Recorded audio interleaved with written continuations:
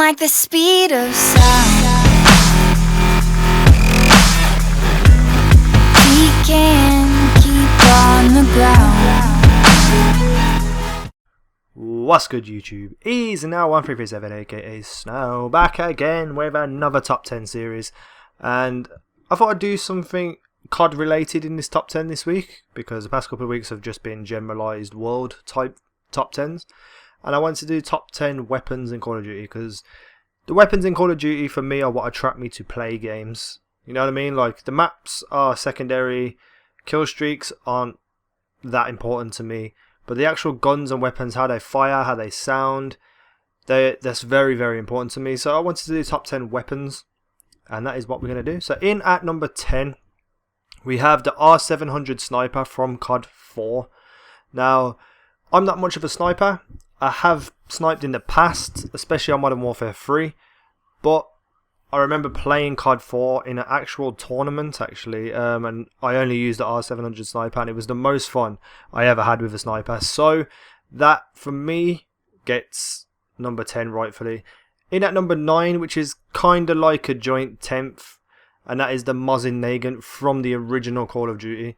When I first started playing Call of Duty 1, the first gun I ever picked up was a Mosin Nagant. I spawned into a game, level 1, and there was a Mosin Nagant in front of me. And I picked it up, and I got like 6 kills in a row. And back in them days, like 6 kills was quite a good kill streak. You could go the whole game without dying and such things, but especially for a noob who's just completely new to Call of Duty, it was quite a badass thing. And that always sticks in my mind as one of my favourite memories. So it sort of just gets the nod over the R700, but they're basically both in the 10th slot. Now onto actual fully automatic guns. In at number 8, we have from Call of Duty 4, the M16A1. Now this is definitely the best iteration of this gun throughout the series. It was just a cannon. I can't even say most of the time, pretty much all the time it was a one burst kill and you would just annihilate people, and it was just so much fun to use, and it just looks badass and it sounded badass. The iterations in more recent Call of Duties, it's been really, really nerfed, which I kind of agree with because it was too powerful, but it was so much fun. Now it's just kind of like a memory, and the gun now is kind of crap, so I miss them. But the one from Call of Duty 4, definitely one of the best. From COD 1 at number 7, we have the MP40, probably the most overpowered gun in Call of Duty history. Arguably, like, you can put cases forward for other guns, but realistically the MP40 was absolutely phenomenal. You could kill 4 people without even reloading. You know what I mean? That's how ridiculous it was. But it was also a lot of fun. And there's other guns from Call of Duty 1 which were very similar because there was no like weapons balancing back then in them days. But for me, the MP40 just sticked out. The way it looked, it was just all black. The aim down sight was amazing. I loved it. And it was one of my favourite guns and one of my most memorable guns from history. In at number 6, we have from Modern Warfare 3, the MK14. Now this is a very controversial top weapon, but this is a personal favourite of mine, and I love single shotguns. I'm an expert with them. They are my favourite types of assault rifles to use. So the M14 was definitely always going to be in this countdown. If you ask anyone who knows me how good I was with the M14, how quick my trigger finger was, I was often called having a modded pad. When I didn't, it's just my trigger finger, and I've proved it since in other games like Black Ops 2. But the MK14 for me was just phenomenal, especially with a silencer. It just used to just pound the hell out of people. I remember I got like a less than a minute and a half more with it because I just spawn camped and annihilated people, and again it just sticks in my mind. In at number 5, we have another Modern Warfare 3 gun, and that is the G36C. Now when Modern Warfare 3 first came out, I didn't enjoy this gun at all. I found it to be very, very weak, but then later on I think it got patched to be a bit more powerful. But it's the most ultimately balanced gun between power, movements, accuracy, recoil. The aim down sights was really good, and I remember for literally the last 4 months of Modern Warfare 3, apart from when I was stabbing, I would only use the G36C because it was just that good. And one of my favourite guns from Modern Warfare 3 it is.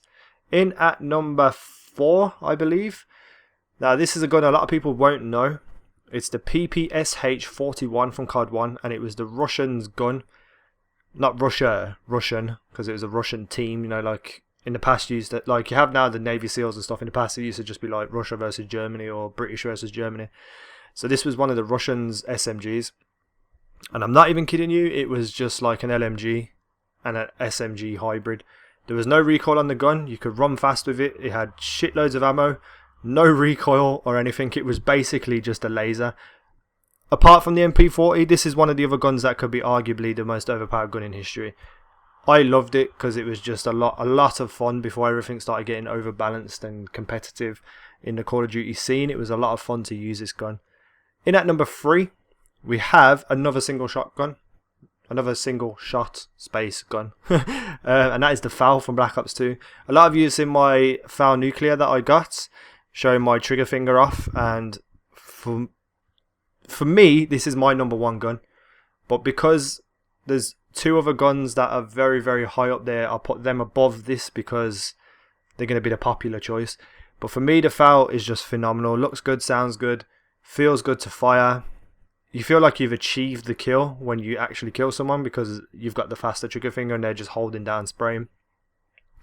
And the top 2 guns, in at number 2 from Modern Warfare 2, have a guess what it is. You got 3 seconds to guess.